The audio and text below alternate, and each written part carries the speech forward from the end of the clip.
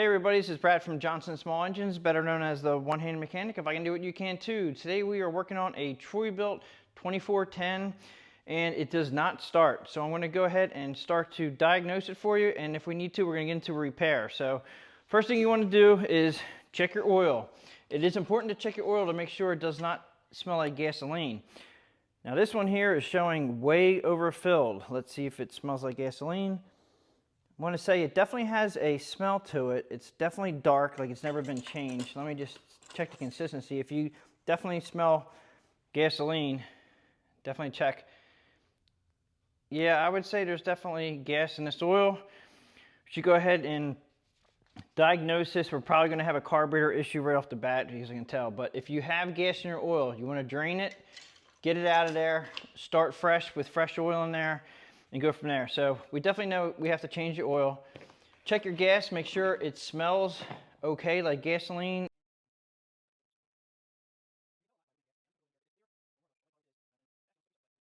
Now bad gas smells like turpentine. This does not. If your gas looks orange and smells like turpentine, it's time to remove it out of the tank and replenish with new. You want to make sure you have at least a half tank to a full tank of gas. Another thing you want to check before you start it is you want to make sure it has compression, and all you have to do to check to make sure it has compression is pull the pull cord, and you're going to feel it get stiff, and then it gets easy, and then it should get stiff, and that little bump right there is the compression.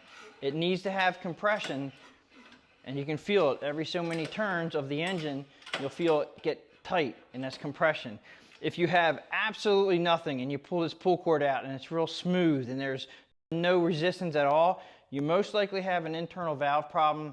It happens if they sit a really long time, and at that point you probably want to get your compression tester out. Most people don't have them, but it's a very easy way to check if you have compression. Is just pull it until you feel it get stiff. You'll go past that point, then you know it has compression. This does, so we're good to go. We're going to go ahead and start it. To make sure these things start up and run correctly, you have to always make sure that this plastic key is in all the way. If the plastic key is missing, it will not start. So make sure your key is in. You have your throttle down here. You have stop all the way to the right. In the middle is where I normally want to start them. I don't start them all the way up on fast just because you don't want to run an engine right off the bat real fast. That's just my opinion. If you have it all the way in the off position, it will not start. So up 3/4 throttle. Choke is up here. This is the on position, and this is the run position. So this person had it on already and he was trying to start it. We're going to go ahead and leave it on. The primer bulb is here. You're going to give it a couple primes. 1, 2, 3. Choke is on. Everything's ready. We'll give it a pull.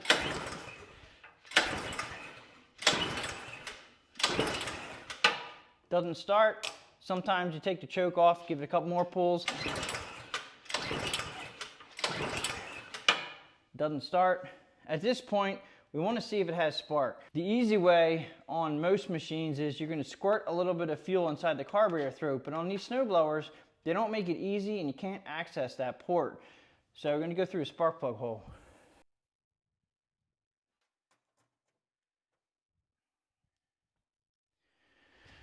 Okay, so here's your spark plug wire, and the spark plug is behind this boot right here. If you pull here, be careful. You don't want to yank on your spark plug wire there, because you can pull the spark plug wire out of the boot, and if you do that, you're not going to be able to get it back in easily. So I recommend a pair of pliers, grab the boot, and just twist and pull, and it'll pop right out. You're going to need a 13/16 socket, and it's got to be deep. This is a special one, just it has a spark plug socket. It's a deep socket. It's supposed to have a piece of rubber in there that helps you hold the spark plug so you don't drop it. And I just have a little extender on here. So you just go ahead and put it in. I have a 3/8 ratchet with a 2.5 inch extension on that I'm using counterclockwise to take it out. Now this is going to tell us two things. It's going to tell us, one, we have spark, and 2, if we have a carburetor problem, and 3, it's also going to check compression all at once. Okay, we're going to go ahead and spray a couple squirts of fuel into the engine. We're going to put the spark plug back. Now if this machine runs and shuts off, it means that the engine is running just fine and it doesn't have fuel. We just put fuel inside the engine to make it run. Put the spark plug back boot on, usually clicks in. Now I'm going to leave the choke in the on position. I'm not going to prime it because there's gas inside the engine now, inside the piston. So if it runs, it should start up. Okay, so it ran. It burned all the fuel off that we sprayed in there. Now it just shut down. So what we can try to do now is, I'm going to put this up on the bench so I can show you, but there is a drain plug on the bottom of the carburetor bowl that we can actually drain out. If we only have bad gas in the carburetor bowl, a lot of times we can drain the bowl out and then it'll run. They give you a bolt on the side of this bowl. There's one on the bottom and there's one on the side. This one on the side is designed so you can take the fuel out of this carburetor so you can drain it. Okay, so I have it up on a bench so we can all see what's going on here. Get yourself some kind of a bowl that you can catch fuel in. I'm wearing gloves. If you're sensitive to gasoline, I definitely would recommend wearing gloves. 10mm wrench will counterclockwise. Now another thing about checking the fuel in the tank, if you look at it in a glass container and then you drain this out, sometimes you'll know 100% that this gas in here was bad because it's going to be a darker color. All right, so this one doesn't look much worse than what came out of the gas tank. I'm going to let you drain down through the fuel line into the carburetor and through so we can get the fresh stuff from the tank. Gasoline goes bad in small quantities from sitting. That's why they give you this bolt to undo. And I'm just going to let it flow through, give it a little smell, and it smells like good gas. We're going to go ahead and stop it. Now, because this gasoline didn't look horrible, sometimes it'll come out and it'll actually look green. A lot of times if it looks green, it's definitely got bad gas. That is bad gas, and you can drain it sometimes and get it to run. If you can't, you gotta rebuild the carburetor.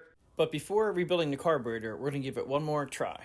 And sometimes spinning the engine over faster will give it a little bit of a help, but honestly, we should be able to start it by the pull cord. This will help, especially in colder conditions. Since I just drained the fuel from the carburetor, I'm gonna go ahead and leave the choke on, prime it once, twice, 3 times. It is 3/4 throttle. We're gonna give it a push. Do not use the starter for more than a few seconds at a time and let it rest if it ever feels like it's getting hot. Your starter cord also should be at least minimum 16 gauge, and I wouldn't go any more than like a 15-foot run. If you need to run them longer, as far as getting your power cord to the engine, then I would go up to a 12 gauge wire, 14 or 12 gauge if you have to go longer, but try not to push this button for more than a few seconds at a time. If it doesn't start, there's something else wrong. It's not the starter. Take choke off, give it one more try.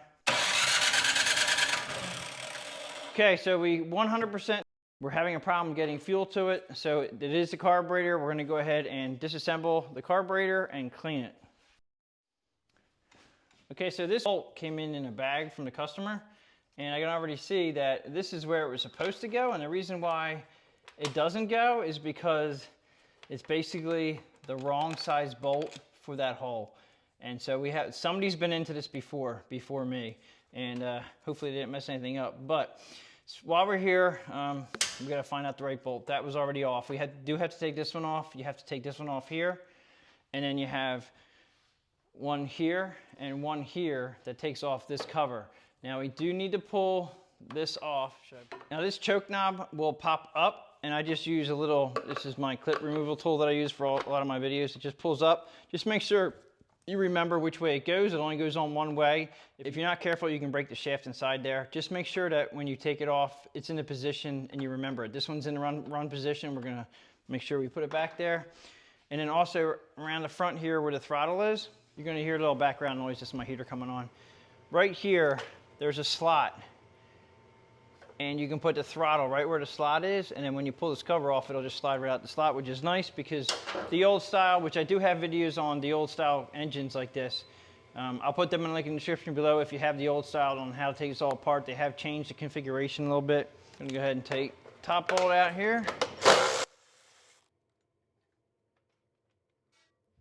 You do have to pay attention to the bolts because this one And the one that came with the machine, as you can see, the one's longer and the other one's not. So the longer one, we have a longer one that should have went here. And somebody had this apart, so we just have to find out where the other one is. I'm sure we will. I'm gonna take these two off. These weren't even tight, so definitely somebody's been in here. They didn't even tighten everything back up again. And here is the other long one, I can already tell you, because one's long and one's short. So we found out where the other long one was. Just make sure you remember where you put them back where you got them from. Now this should just come off. And you do have to come up over this. It's a plastic shaft that knob goes over, so you have to kind of go up and then over and then out right here. Slide it off to the side. All right, so when you pull your cover off, you're gonna have a couple different things going on here. You have this is the primer line, which somebody did not put back in the right spot. The primer line is actually supposed to be in this little, right here. That's where it's supposed to be, and it was off like this. I mean, I get it, but just put it back correctly and you'll be fine too. This one here is this line here. Actually, I think this line is your ignition. This is your ignition line, and if you pull it up like this, just pull it up, it goes through there and it comes around this side. So they had it on the other side. You just have to be careful when you put it back together again that it doesn't interfere with all the mechanisms behind this. All right, so you can just let this sit to the side. We do have to take off the primer line right here. And if you use a pair of pliers, and just be careful, this is plastic right here, this elbow, and you don't want to break it. You're just going to twist that a little bit and then come up here and then pull up. The reason why I twisted it, was to get it to unstick itself from there. Just let this sit off to the side now. So we have two screws, one here and one here. They're Phillips. We want to take them off.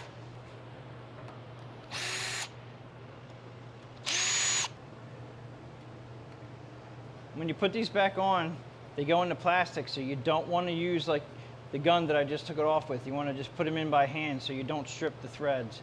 This will come right up and over the shaft I was telling you about. So this shaft right here is plastic, and you just have to be careful. Right here, this hose was not put on all the way. This is the vent that goes to the valve cover, and it wasn't put on all the way. We're just going to push this off. And then we have to come down to the two nuts right here. 10mm socket, we'll take them off.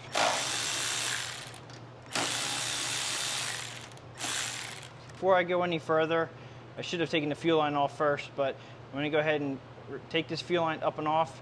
What we need to do is pinch this fuel line so we can stop the fuel from flowing. I use my plastic fuel line clamps. These work great, and I got them from Harbor Freight, if anybody didn't know. Just gonna move this clamp out of the way. After you move the clamp out of the way, try to pinch the fuel line and twist it. That will allow it to loosen itself up on the barb right there. And then you're gonna go ahead and push this fuel line up. Now be careful, it's gonna probably have a little bit of fuel that's gonna come out.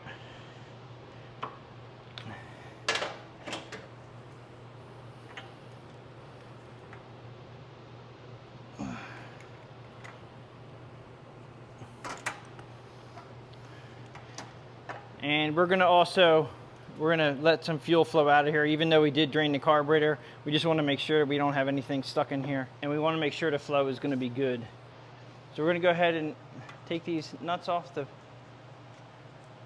plate right here, take the cover off. Now this cover will just come right off. Okay, so when you take this cover off, you have spacers that you have to worry about. You can see there's a spacer here and there's a spacer here. And they just sit now. We're just seeing that the fuel, this is sticky, gooey. This is, that was bad gas sitting at the bottom of that carburetor right there. So that's not good. Somebody's already flushed this and tried to get it running. These two right here, they go inside here. And it's important that you have these so you don't crush the plastic. That's why you have these spacers right here. Just make sure we put them back. This gasket here, if you can keep it from breaking, you can reuse it. And you can see the dark color on the bottom. This is actually sticky, gooey. That's what gas does when it goes bad. It gets real gooey and sticky, and it turns to varnish. I'm going to take the throttle and put it down to slow. Okay, so this spring has to come off here. Try not to bend it. It looks like there's a slight kink in it, but that's fine. A little bit's okay, but you don't want to bend it. And then this one here is the governor arm that goes to the carburetor, and you have to pull the carburetor out just a little bit until you get this to pop up and off to the side. You can see the gasket back in there, and that gasket looks perfectly fine. We're going to go over to the bench.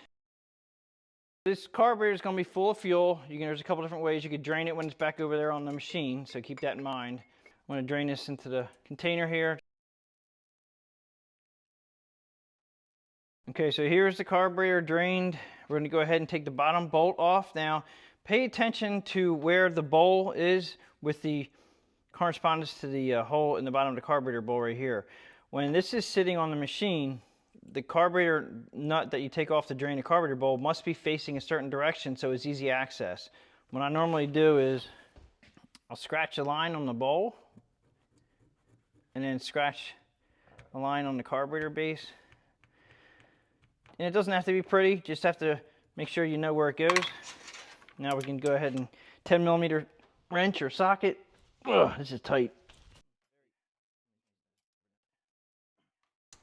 Gonna get a socket on here, get a little better leverage. There we go. That was tight. Okay, so we're gonna take the bowl off. That's clean. There's a pin right here that holds the float on. This is your float. Push the pin one way or the other. It'll come out either direction. That comes out, and then the float will come out.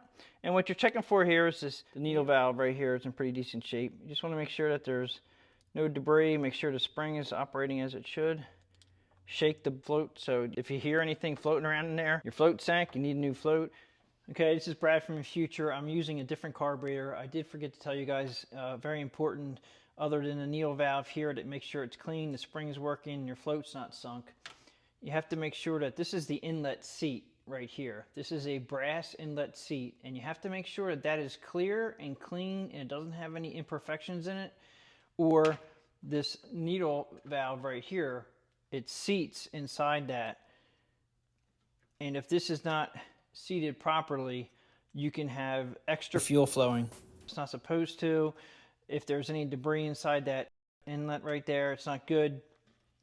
And this is where all the fuel comes in from your fuel line right here.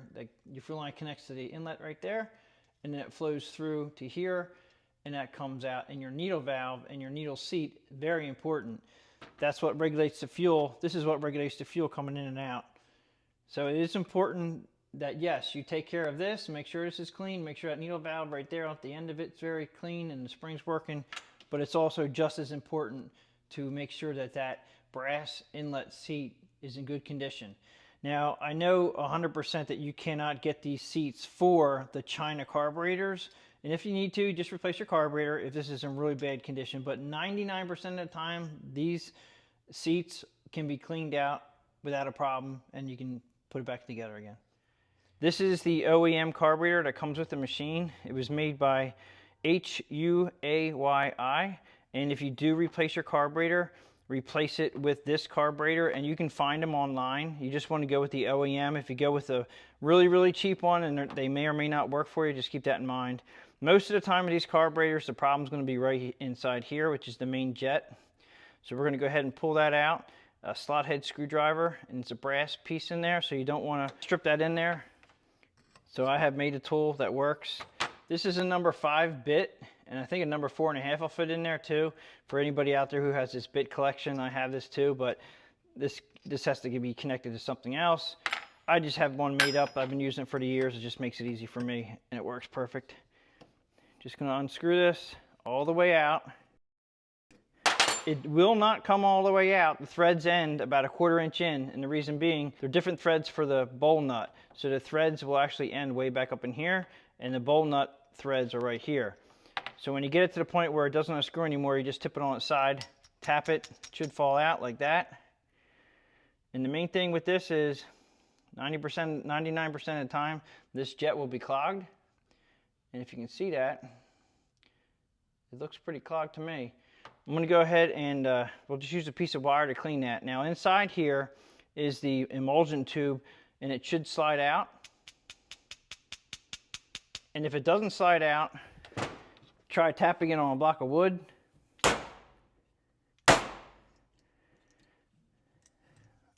And there it is.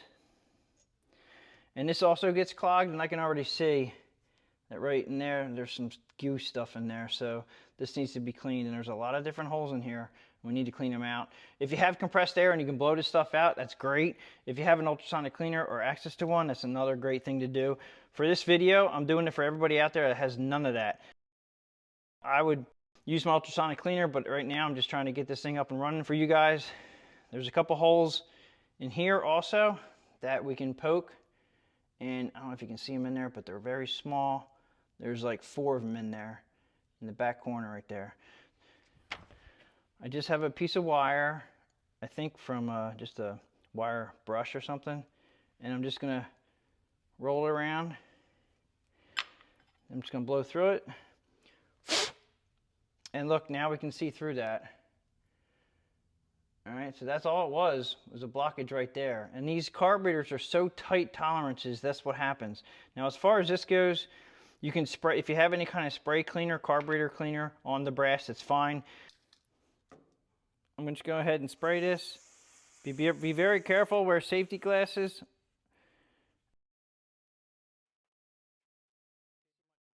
You can see that's much cleaner at the end there. It was gooped up pretty good there. And now I can pretty much see through all those holes. And that was just a little spray cleaner. You can use, you know, the piece of wire and poke each one of them. That's very clean right there. We're going to go to the back of the carburetor here. This one's a little more tricky to see. Hopefully you guys will be able to see where I'm at. There's 4 holes here, and I'm just going to try to poke each one of them.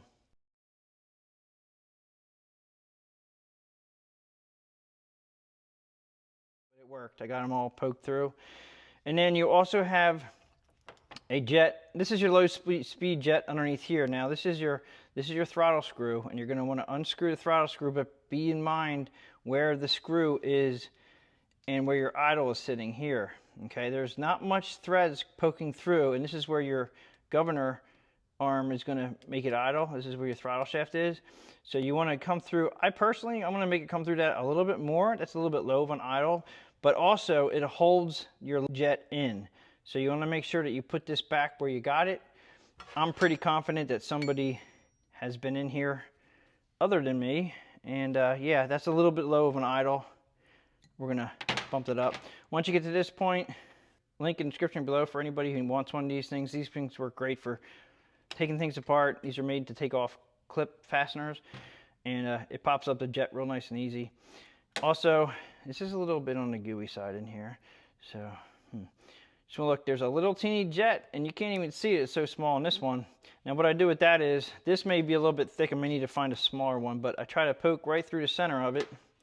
And if I can see through the other side, right like so, you can actually see the barb. You can see my wire right in the center right there. That means that I went through and it's clean, which is good. So I know that's clean. I'm going to go ahead and put that back in. If you have compressed air, this is where I would highly suggest blowing through everything. I'm going to do that real quick because I have it. But right now, we can go ahead and put this back together again and put it back on the machine. But I'm going to quickly just blow this off real quick. If you guys don't have access to compressed air, you can always go to like a computer store, and they have air cans that you can blow off computer keyboards with. You can blow this out too. We're going to go ahead and put the jet back in. There's 2 flat sides. Okay, so you just have flat side on one side and flat side on the other, and then you have a flat side against the carburetor right there. Just going to stick it in, push it down. It has to seat perfectly flush with the carburetor, or the idle screw will not go in. Make sure you put it in by hand only, or you can cross thread the plastic, and then you're going to be in trouble and it won't work. If it's properly seated, the jet it'll go in fine and easy. And then if you need to use your screwdriver, this one's going in very easy. I'm going to go ahead and extend that screw just a little bit further, and you want to make sure that this is basically sitting halfway in the jet, and that's what keeps the jet down.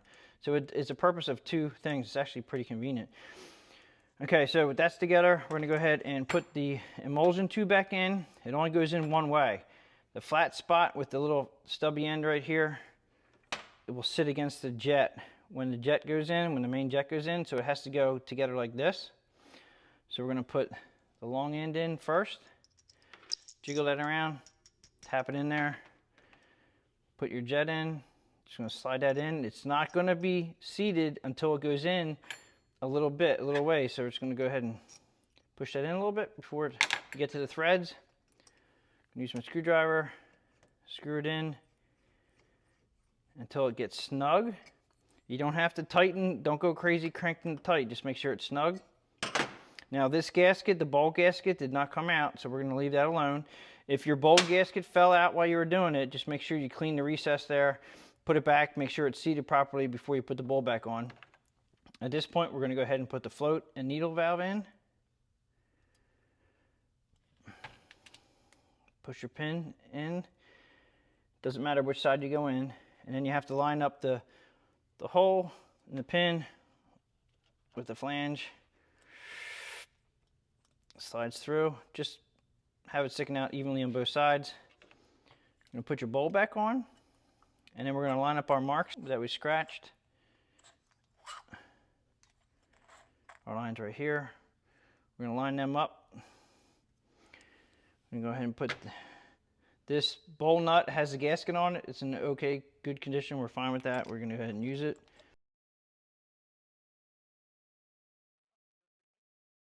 I'm going to put the drain bolt back in. Okay, we're ready to go back on the machine. You know which way the carburetor is facing. The fuel inlet goes on the right side next to the fuel line. You're only going to put it on a little bit, and then you're going to look for the governor rod. You're going to pick it up while you're pushing in the carburetor, and then you're going to lock that down in first. Got to move my fuel line out of the way here. Slide it back. Once you have it all the way slid back, then you're going to put on your anti-surge spring. Gently tip it into the hole. At this point, we're going to go ahead and drain the fuel out just to make sure we get a good flow come through here. Some of these machines had an inline fuel filter, and normally they won't get clogged, but if they get clogged, you'll have a little bit of flow coming out. So we're going to just make sure it's flowing properly. I do have a video showing you this. It's a short video, and I'll put that in the link in the description below if you guys need to take that off if you're not seeing good flow come through here. Okay, we're going to go ahead and just let it flow. That's flowing real good. Put this back on.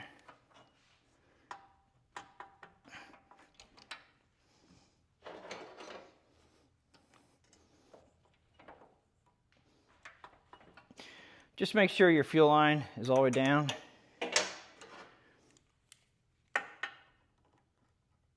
Clamp. Okay, so your gaskets, if you can use your old one, that's great. You're just going to put it like so. Make sure that this one actually has an opening at the top right here, and it goes over this hole right here. If your gaskets are on backwards, they won't. Your machine actually won't run. I've done it. Okay, so you're going to go ahead and put your bottom cover to your carburetor on that holds it together. Going to go ahead and put the spacers on first and kind of get them together with that gasket there. It looks like that gasket's got the holes in it for the spacers. You can put the spacers on first and then put this on, or you can put the spacers inside here, whatever works for you guys. Just pushes on right like so. Make sure the spacers are in the plastic piece. Make sure your vent tube gets pushed on all the way.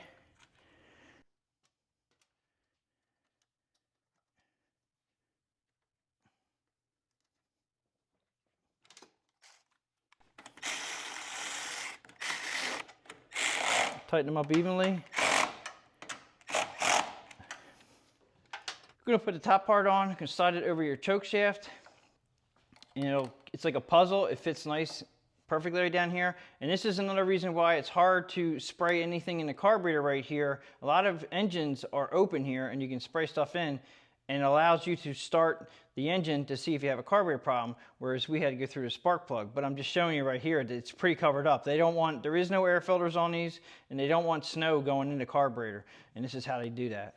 Once you have this on, you're going to put the Phillips head screws in. Be very careful when you're screwing this tight that you don't over torque them.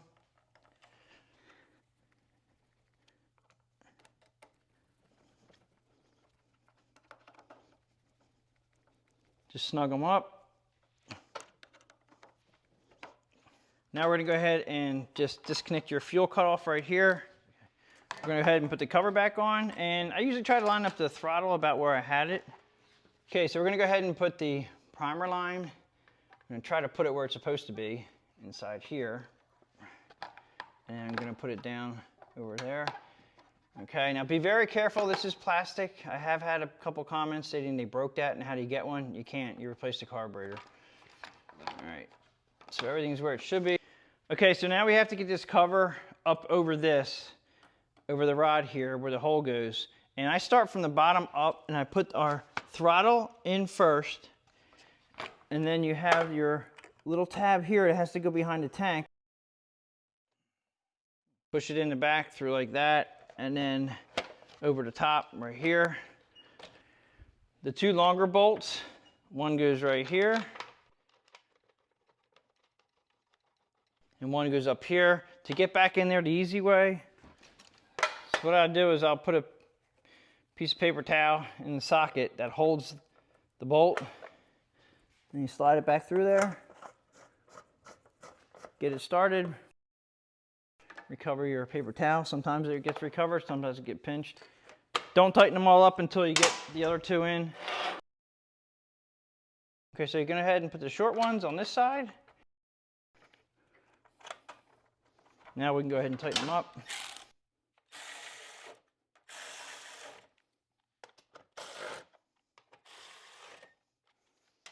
We're going to go ahead and put the choke knob back on. Remember which way you had it. Push down on there. On, off. Okay, so we're gonna go ahead and start it up. And I would suggest too, double checking to make sure we're not leaking anywhere under here. We're good there. All the way up on fast, back a little bit to 3/4. Choke in the on position. 1, 2, 3, give it a pull.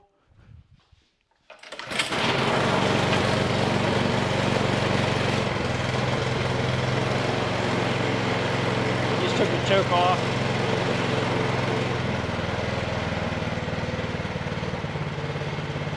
Take it down on idle. Okay, so the engine is running very good. I'm not going to run it any longer than that because we do need to change the oil out that had contaminants in it. So I'm going to go ahead and show you guys the tools that we use today.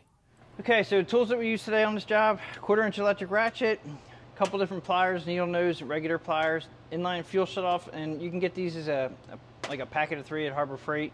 I used a small container I keep gas in to squirt down the spark plug hole. You can always use starting fluid if you have it, but I just like to use gasoline, it's a little bit safer. Container to catch your gas. This is a product which will keep you from having problems with your carburetors. Look up Aspen 4 online. You can purchase it hopefully locally for yourself. It's 92 octane, no ethanol, and it stays fresh up to 5 years. You won't have to go through any of this again if you start using that. 3/8 ratchet here, Phillips head screwdriver. I just made this tool a long time ago and it works perfectly for the jets. You can just use a screwdriver of your choice, or I do know that the number 5 bit will fit in there perfectly. 10mm socket, a 13/16 socket deep for the spark plug, 10mm wrench, an extension. This is a 1/4-inch extension I use. Just use a couple clip fastener removal tools that I use for many different things. Piece of wire that you're going to need to clean out your jets. I use this in the shop, turkey baster, to pull fuel out of the gas tank if you need to drain your gas tank. Some rags, and I would suggest if your hands are sensitive to gas, obviously use gloves. So that's it for the tools that we need today. Okay, so that pretty much wraps it up for how to diagnose and repair a no start condition on a Bilt Storm 2410. If you guys like this video, please give it a thumbs up, please subscribe, share my channel with your friends, and I'll catch you guys on the next one.